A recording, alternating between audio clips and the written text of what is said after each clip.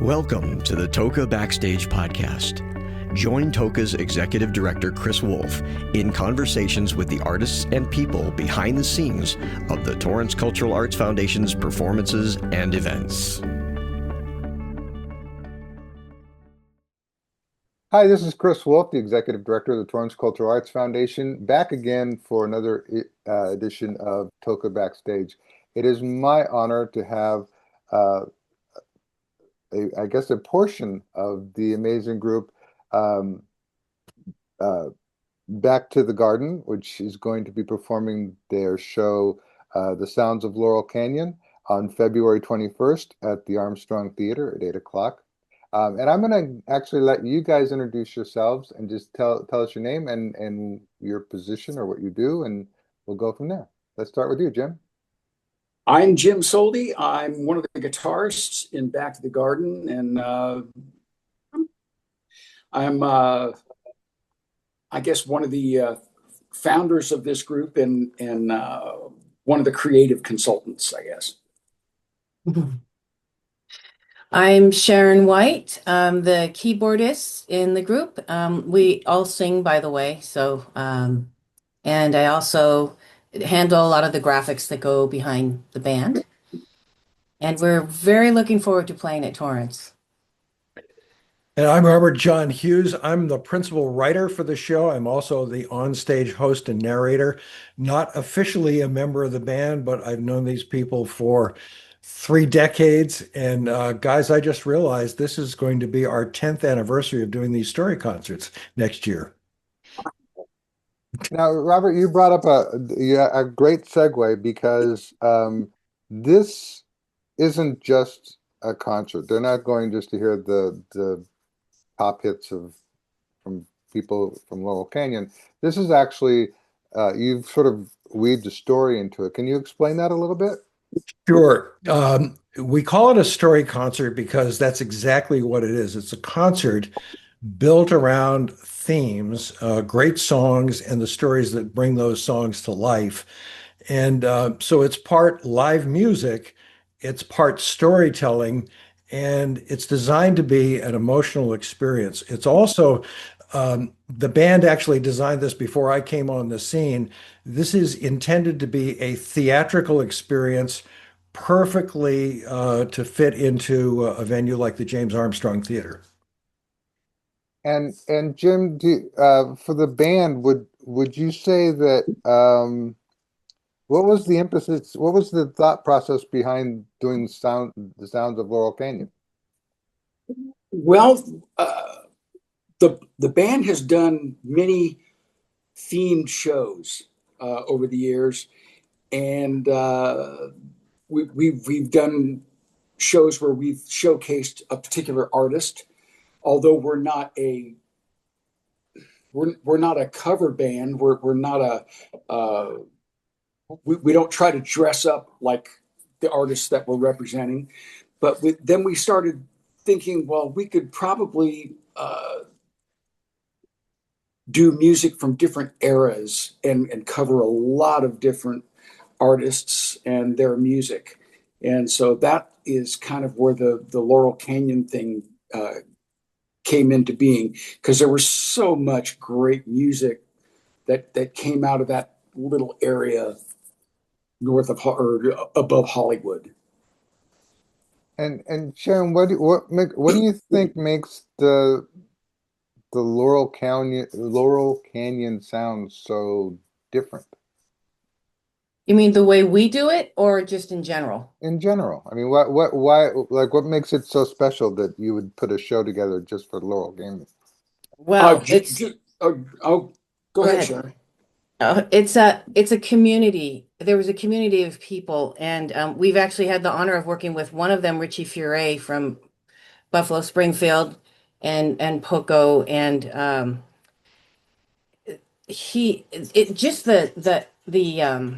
the connection that community had within themselves, and the amazing music that they created from that connection, and also from their artistic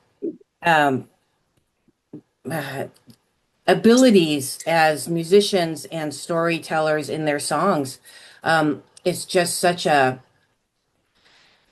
very unique group of very talented musicians. And the music is, we grew up with it and it inspired us and it gave us a sense of connection even outside of that community. And the stories were, there's some really incredible stories, which you will hear. Chris, can I tell you one story that these guys will never tell you? Sure. So Richie Furay was one of the founding members of Buffalo Springfield, and he happened to be coming to San Diego to do a concert. We're all from San Diego, and the guy who was running the house concert said, "There's this local band, and they would love to play with you." And Richie, being the big star in Buffalo Springfield and Poco, is like, "Yeah, everybody wants to play with me. No thanks." And this guy begged and he said, "No, seriously, you got to give him a shot." So Richie allowed them to play a couple of songs with him, and he loved them so much that he made them, this band, Back to the Garden, his backup band for tours. So they have done a few tours with Richie Furay. That's amazing. We actually had Richie Furay last season, and he was amazing and also told some great stories. But that's interesting that it's definitely a small world in the arts. I mean, it seems like everybody knows everybody else. Well, I think that says something about the quality of the musical performance. Amen. Yes. When you can impress Richie Furay, that's saying something. Well, especially I'm sure that, like you said, he gets a lot of people saying, "Oh, hey, I want to play with this guy," but he's like, "Yeah, no, thanks." But that's amazing that he took you up on that offer. Um, so what?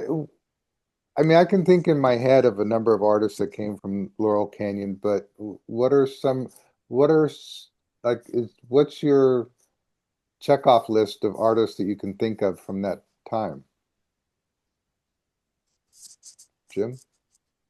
Well, we'll start with Buffalo Springfield. They were arguably, along with the Byrds, one of the big super groups that actually came out of Laurel Canyon. But there's a lot of artists that were associated with Laurel Canyon that are from other areas. I mean, we can also include James Taylor and Carole King and Bob, jump in here. Monkees. Jackson Browne, and I think one of the things about Laurel Canyon is when you say Laurel Canyon to people, some people may know it, some may not. But when you mention an artist like Carole King, and people have a visceral reaction to an album like this because they own this album, they listen to it over and over again. The first Crosby, Stills, and Nash album, that album as well. The James Taylor album with him in the blue denim shirt, those are all really a part of the lives of our audience. They grew up with this music. This music helped them discover who they are and how they fit into the world. So it really means a lot just starting out. So we're already at a pretty deep emotional level with the audience when they walk into the show. Well, yeah, it's like I hear what you're saying because it's interesting that the Laurel Canyon in that era, what would you say, mid 60s, early 70s? Yeah. Yes. The music that came out of that was it did make an emotional connection to people. I think you're right. And it's interesting because I had a conversation with a group called the 80s Kids, and they were talking about how their music was, um, the music that they did was, I guess themes of of protest for them back in the day. But, and I mean, no disrespect to people in the 80s, but I don't think you could beat protest songs from the 60s and 70s. This is true. I mean, like, just some, like, especially like Crosby, Stills, and Nash. The list is pretty endless with them. Oh, absolutely. Do you guys have favorite? I mean, is there like a point in your show that you're like, I just can't wait to get to this song? That's really hard to answer because everything that we do, like Bob was saying, we have an emotional connection with everything, and I think it's more a case of I'm excited to see what the audience does. That's Because what happens is that invariably the whole show will turn into a sing-along, because all the stuff that we do is familiar, even some of the deep cuts. I mean, occasionally we'll throw in some deep cuts from lesser known artists, like Laura Nero, but people still perk up when they hear it, and they'll sing along. How about you, Sharon? As a keyboardist, is there a song that you just can't wait to get to? Well, I love the Carole King, of course. But also we love doing harmony. And even before we started these shows, we did a lot of Crosby, Stills, Nash. So I always enjoy those just because the harmonies are so fun. And every show is different, so we don't always do the same songs in every show, and we don't always have the same artists, but we also we like to honor the music, but we also like to kind of apply our own arrangements, our own spin on some of the songs while still honoring the music. And I actually have an example of one. I don't know if you want me to share it or not. It's Both Sides Now with just vocal and baritone guitar. I could play you a little snippet of that if you want to get an idea of some of the things we do. Sure. I've looked at life from both sides now, from win and lose, and still somehow it's life's illusions. I recall, I really don't know life.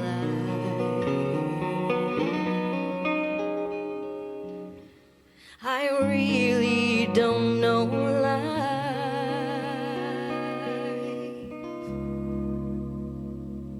at all. So those are moments I look forward to in the show. That was very nice. That was one of our guests, Lauren Lee Stuckey, and she's a Yeah. frequent guest. And the guests change based on the show and the songs that we want to perform, and we try to find things that showcase the talents of the people that are performing with us, and we love to bring them up to the forefront. And I imagine that with such a huge catalog of songs to choose from, you must get people yelling out their requests from time to time. Robert, I see you laughing. occasionally. There's one particular song, a Crosby, Stills, and Nash song, and every once in a while during the show, when people kind of sense it's coming, you'll hear them start going do do do do do do. Like, okay, we know what that is. So, as I said, there's a huge catalog. How do you guys pick which ones you want to do for any particular night? Well, it depends on the artists that we're featuring. And Lauren, who you just heard singing, she will be with us in Torrance. So it depends on the artists, what songs would feature them the most, and also the stories too. Right? Would you say, Robert? Yeah, basically the way these shows start out, Chris, is the band comes up with a set list. And this really works because these are the songs that the band wants to play. And then we talk about where stories might fit in. And so the show gets crafted that way. And so I'm not the artwork. I'm more like the frame or the grease. I sort of draw a frame around a song and then they play it. Or if we're changing direction, bringing people on stage or off stage or retuning, changing instruments, etc., I'll be a little bit of distraction while all that's going on so that the show continues to move forward. And it's also put together so that each member of the band gets a spotlight or a solo moment. We have two guitar players in the band. Jim is one of them. Mark is the other one. These guys are two of the best guitar players in the world. Don't take my word for it. Take Johnny Cash's word, because Jim used to work for Johnny. And Johnny thought the world of Jim as a guitar player, and I do too. What these guys do with instruments is amazing. And Sharon is, sort of the calm center of the band, the keyboard player, the arranger, and a great vocalist. So everybody, this is really the definition of a super group. Great players, great vocalists, great teammates. And we try and give the best that we have in every show. Awesome. Well, I have to commend you on the story aspect of the show, because it's like you were saying earlier, Jim, you're not a tribute band, you're not trying to do like a lot of the Beatles shows do, where they run off stage and change into Sergeant Pepper's costumes. But you're doing the songs and the stories. I know we produced a show, actually two similar shows, the songs of Harry Chapin and the songbook of Paul Williams. And it wasn't about just going out and pretending that you're them. It's about the stories behind the songs. 'Cause I think a lot of people find that fascinating, right? Well, I sure do. And in the course of these intervening 10 years, Bob has come up with so many snippets of information that I was never aware of, and it makes playing these songs that much more fun and more meaningful. Yeah, and when Robert actually joined the shows with us, it really elevated them because he's an author. He has a multiple backgrounds. Author, producer. He was owned KPRI radio for 30 years, was it? Yeah. And that was like our hero station in San Diego, because he would host a lot of the independent artists, and which we were. We all started out as Eve Sellis's backup band. She and Mark, the other guitar player, were the songwriters, and it was an Americana group. And he would feature interviews with us on his radio station and all of the local artists in town, in addition to Sting and Bonnie Raitt and Peter Gabriel, I think, some of my musical heroes. So he but he has a way of sharing stories that are very captivating, and it's you'll be enthralled with the stories, and a lot of times there's little funny anecdotes that he shares, and it just really elevates the shows to something I don't even know how to describe it, but we're really proud of it, and we're really happy with this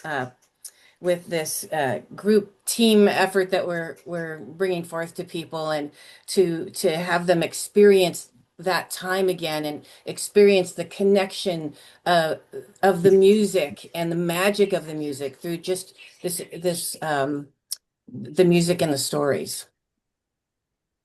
Awesome, amazing. And Very, very kind. Thank you, Sharon. I love this. It's like a love fest between you three. It's like you're each sharing each other, because it seems like you don't want to really tout how your successes, but other people are willing to do that for you. I find that endearing. Well, Well, I always say that a day I get to spend with musicians is a better day. That's right. That's one of the reasons why I love my job. So here's a question for you guys. A lot of people are coming with a mindset of, they're coming in to hear the music, to hear the stories. What is it that you, as an artist, want people to walk away with after seeing this show? I always find it interesting to think that there's an artist is up there pouring their heart out, giving it 110%, but they always want the audience to walk away with something. What would that be for you, Robert? Love. I mean, it's just that simple. I want people to walk out of our show in love with their lives, in love with the experiences that they've had, that this music has been a part of. We get the privilege of working with people, as I said, on a very, very deep emotional level, because these are the songs that they grew up with that mean the most to them. And if we can just, validate those feelings, reaffirm the fact that they live those experiences, they know those words, they know that music, it means something to them. That's really that's enough. That's plenty for us. How about you, Jim? Oh, absolutely. Exactly what Robert said. There's going to be a great feeling of nostalgia. Uh, and the thing about nostalgia, when you look back, you remember all the good parts. And these songs are going to trigger that in the vast majority of the audience members that show up to see this. And they're going to be very happy that they came. And Sharon? Uh, my hope is that they would leave in an elevated state. So to just spend the time at the theater, kind of immersed in the music and the stories, and a time to forget about everything else that's going on that may be annoying or bringing them down. And just it's just music and the arts can just cover people with a different energy, if you will, just that allows you to change your state. And we've seen it with people after the shows, and we've heard it from people after the shows. And so that is my wish for everyone who comes to this concert. And it also seems like you guys might have a bit of a responsibility, because I know that like with the Beatles shows that we've done in the past, or the Buddy Holly show, or even Johnny Cash tribute shows or whatever, there's always the parents or grandparents who bring their children or grandchildren. So you're basically keeping this legacy alive. Do you feel that responsibility?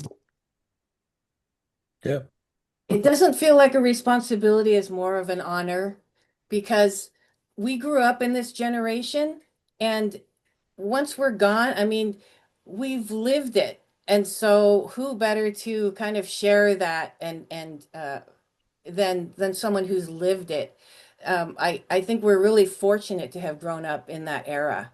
And all of us know what that feels like, and I just want other people to be able to experience that as well through You, the you you stories kind of of music. you kind of cringed, Jim, when I asked that. What did?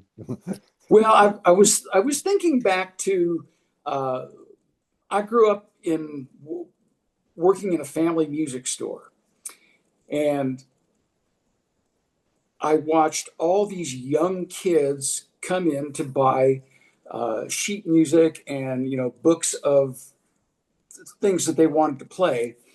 And you did get like 15, 16, 17 year olds, and they would all buy stuff by uh, Neil Young or the Beatles or the Doors, people from my past.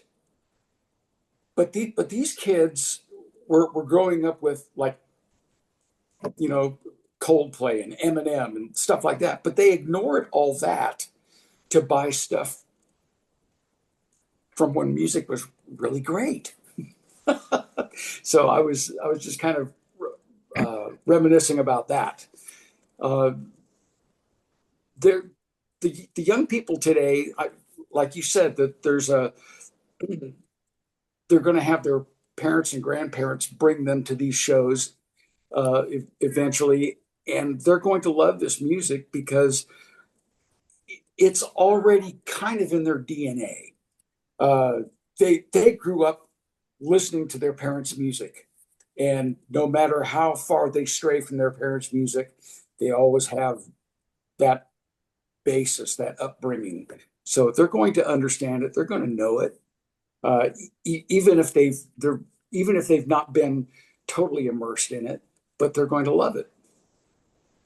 Well, and it's true that the music is pretty much timeless, wouldn't you say, Robert? I would say that it is timeless. I'm just struck by there's about to be another release of Beatles anthology stuff on the Disney Plus channel, and I'm already seeing articles about how the younger generation is discovering the Beatles for the first time and they're blown away. And I've had that experience with my own kids. This music that we play in the Sounds of Laurel Canyon, exactly as Jim said, it's not necessarily the music that was of their time, but they know it and they already love it because it is some of the best music ever made and it's timeless. Well, one last question. Part of what the Torrance Cultural Arts Foundation does, besides present amazing artists like yourselves, is we also try to encourage and mentor and uh, I guess give a leg up to young performers who are just sort of starting their careers or their artistic trajectory. And one of the things I always like to ask is, as a professional musician or writer or radio station owner or whatever, what what words of advice would you give to a young person coming to you saying, I want to do this, how do I do it? Or what should I do? Sharon? Well, I'll let Sharon take that because she's a teacher. I would say listen to your heart first. And be aware that we live in a society that doesn't really, you are the exception. You and the Torrance Cultural Arts Center and places like you are the exception. And I would say grab those opportunities because we live in a culture that doesn't really support the arts. And so you really have to know your heart to be able to follow this type of a career. And it's so worth it. Because when you don't follow your heart, then things can happen. You can get depressed, or and maybe you do what everyone says you should be doing. And I'm a prime example of that. My mother wanted me to be a concert pianist or a doctor, and she wanted me to marry a doctor. And I became a musician that played in bands, and I married a musician. So, but when I tried to go the other route, it just didn't go well. I started getting illnesses, and it just didn't go well because I think that was my heart saying, "Look, you're in the wrong place. So follow your heart. You're going to be happy." And there's no amount of money that can make up for that.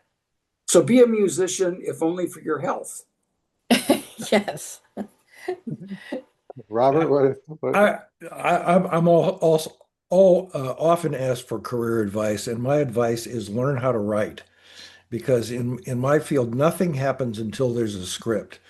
Ways of making videos change. I mean, in the time that I've been doing video as a part of what I do, the platforms have all changed and the techniques have all changed. So, but a good story is a great starting place. And as far as music, I've been fortunate to be in some bands and I would say put in the work. One of the things that is so inspiring about working with the Back to the Garden band is that these people are perfectionists. I have watched them, I've sat in rehearsals with them where they've gone over like a 5 second part of a song for a half an hour until they get it exactly right. And then when it shows up on stage, it's like, oh yeah, that's really easy. Watch. And they just, but they work for it. It takes work, it takes practice, and so on. And the final thing is, Tom Petty was once asked, "What advice do you have for people who want to be in a rock and roll band?" And he said, "Being in rock and roll bands is not for people who want it; it's for people who need it."